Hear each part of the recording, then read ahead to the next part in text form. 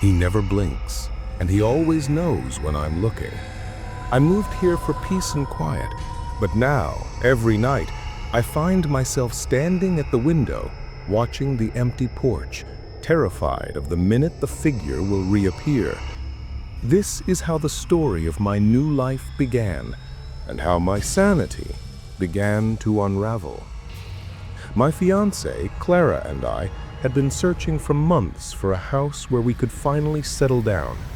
We found it in an established, secluded part of town. It was a fresh start, a clean slate. The neighbors were few and far between, mostly older couples who kept to themselves, which suited our desire for privacy. The first few weeks were a blur of unpacking and painting. The house felt warm and held the pleasant scent of old wood and sunshine. The only exception to the general sense of peace was the house next door. It was nearly identical to ours, but where our porch was freshly painted, theirs was faded and splintered, and it had an occupant, Mr. Henderson. Mr. Henderson was very old, I guessed well into his 90s. He had thinning white hair, a slight frame, and he was always seated in the same antique rocking chair on his front porch. It was only after sunset that I noticed the habit that would eventually break my nerves. Every night after the sun dipped below the oaks, Mr. Henderson would be on his porch, seated with an unnerving stillness. He never rocked, never sipped a drink, and never seemed to read. He simply sat, facing our house. I tried to rationalize it.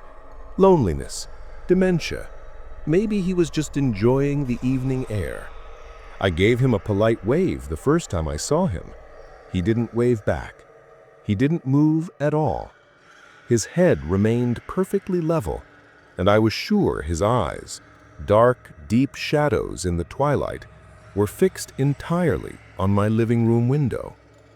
That night, I decided to close the blinds for the first time. The staring became a feature of my existence, like a persistent background hum I couldn't tune out. We might be laughing over dinner, or I might be watching a film, but every few minutes my eyes would be drawn to the window, and I knew he was still there. The intensity of his gaze felt almost physical, like a beam of cold light resting on my back. It ruined my sleep. I'd wake up in the dark, absolutely certain I could feel his presence through the walls of our bedroom. I started sleeping with the blinds slightly ajar, just to check, and every single time I could make out that faint, motionless silhouette in the porch light next door. Clara noticed my anxiety. "He's just an old man, honey.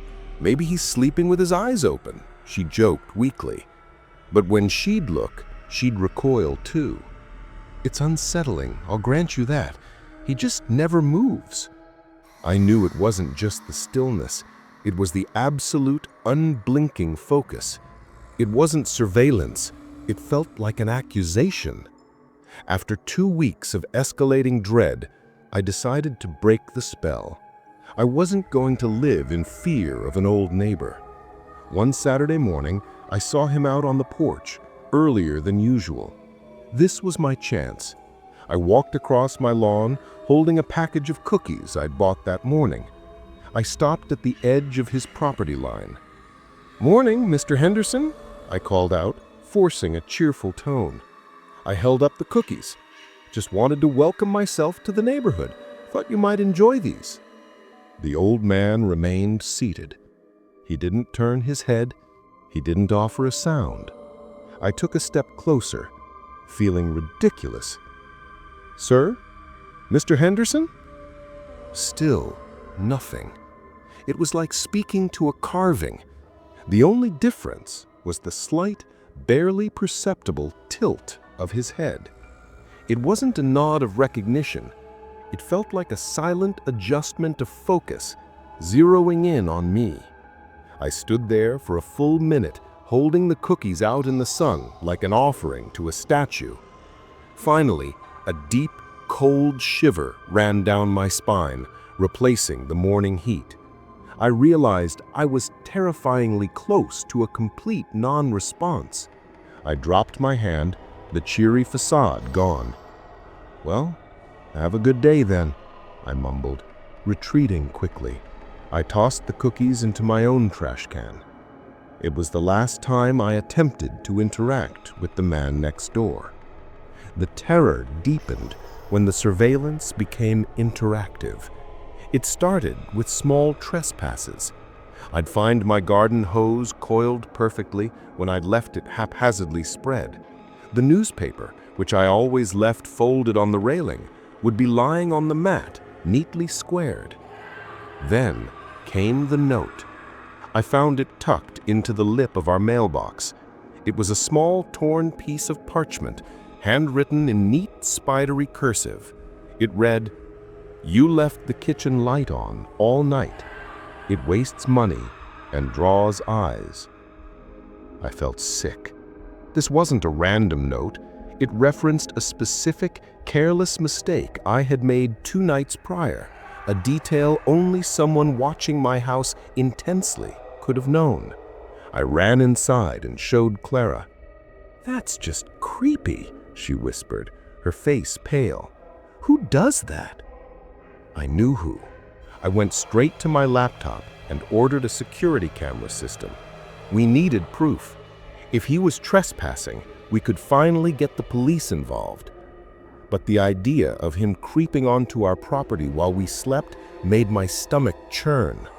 It wasn't just staring anymore. It was an active violation. The cameras arrived 2 days later. That night, I reviewed the footage from the first night of recording. The footage was grainy, but it showed exactly what I feared. Around 2 a.m., the back porch light on Mr. Henderson's house flickered on. The back door opened silently, and the old man emerged. He wasn't frail or slow now. He moved with an unnatural, gliding smoothness. He crossed his dark lawn, climbed the short retaining wall, and was on my property. He didn't look at his own house. His gaze was fixed forward toward my living room window. He paced the perimeter of our yard, stopping once to feel the wood of the back deck railing. Then he moved to the porch, testing the handle on the front door, just a small, subtle turn, before gliding away again. I didn't call the police that night. I was too stunned, too frightened by the silent efficiency of his movements. He wasn't a confused old man. He was a meticulous prowler.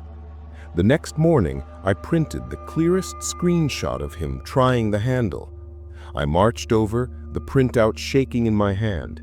He was in his chair, as always. "I need to talk to you right now," I said, my voice low and tight. I held out the photo. "This is you, last night. You were trying my door." For the first time, I saw a flicker of response, not in his face, which remained placid, but in his hands, which were resting on the armrests of the chair. His right index finger curled just once, a minute movement. It wasn't denial or recognition. It was dismissiveness. He looked through me, or perhaps past me, into the gloom of my house. "If you don't stop trespassing, I'm calling the police," I warned. Silence. The air around him felt strangely cold, even in the morning sun. I left the photo on his welcome mat, spinning away before I lost my nerve. The photo was gone when I checked later that afternoon. The incident with the picture left me feeling powerless. The local police department was useless without damaging evidence beyond a simple photo of an old man on a porch. I was losing my mind, caught in a cycle of fear and surveillance that only I seemed to fully grasp. A few days later, I needed some specialized lumber. I drove out to a small, independent hardware store on the edge of town, the kind of place where the owner knows every resident. The owner, a kind, middle-aged woman named Barb, was ringing me up when I sighed, rubbing my eyes. "Rough week?" she asked gently. You have no idea, I said, shaking my head. I decided to try one last casual check. Say, you've been here a while, right? You happen to know the old man next door to me, Mr. Henderson? Barb's cheerful expression immediately flattened. She put her hands on the counter. Oh God, you mean the house at 4210, the one with the big oak tree? I nodded, feeling a cold knot form in my stomach. I know the name, Barb said, her voice dropping. That house has been empty for years, dear. It's a sad story. Old Mr. Henderson, good man, lived there his whole life. He passed away. 6 years ago, this past spring. I leaned against the counter, suddenly unable to feel my legs. I think you're mistaken, I stammered. He's right there. He sits on the porch every night. Barb looked at me with genuine concern. No, honey, I'm not. We all went to his funeral. He died peacefully in his sleep, right there in his rocker on the porch, actually. They found him the next morning. The family listed the house and then just left. She reached under the counter and pulled out a worn copy of the local paper. She pointed to an obituary. The photo was small, faded, but unmistakable. The man staring out from the yellowed page was the exact figure on the porch. The date of death was 6 years ago. I drove home in a fog, the lumber rattling in the bed of my truck. I didn't stop, I didn't breathe until I pulled into my driveway. I walked toward my front door, forcing myself to look across the street. The house was there. The faded porch was there. The rocker was there. It was empty. The silence that emanated from the house was overwhelming. It wasn't the quiet of a normal empty building. It was a profound, suffocating void. There was no life, no shadow, no movement. The stillness I had witnessed for weeks was suddenly understandable, but infinitely more terrifying. I stood on my porch, trembling, and realized the chilling truth. The figure I had been watching was not a living, breathing man with insomnia.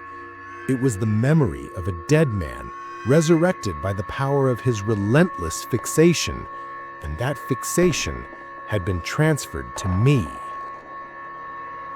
I never told Clara the full truth about Barb, the obituary, or the 6-year gap. She still thinks the old man is simply eccentric. I let her believe it because admitting what I know would require admitting that we live next to an active, persistent phantom who knows the intimate details of our lives. We still live here. I check the locks every night, 3 times. I review the camera footage religiously, and sometimes, late at night, I can see a shadow, a dark, almost imperceptible shape move just inside Mr. Henderson's front window, replacing the empty porch. It doesn't move with the wind. It moves with deliberate intention. He isn't on the porch anymore. He's inside the house now, closer to me, closer to the center of his property, and he is still watching. And that's the horror of it. I'm trapped here, permanently under the gaze of a man who died and chose to stay. I can't look away, and he never will. He always knows when I'm looking. And sometimes, I swear, I hear the slightest squeak, like the memory of a rocking chair, just as I turn out the light. If you made it this far, thank you for watching. Tell us where you are watching from in the comments below, and don't forget to subscribe to the channel for more tales from the archive.